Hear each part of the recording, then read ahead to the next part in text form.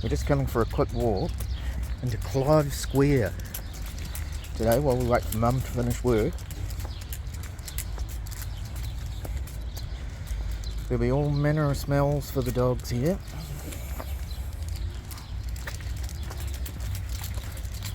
Kind of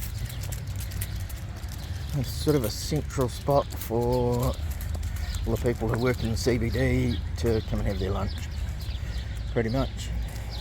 And then at night the homeless people will do their thing here.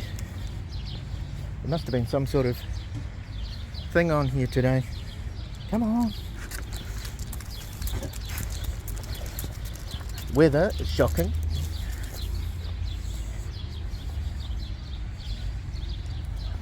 It's been raining like cats and dogs all day, but these dogs haven't been out, so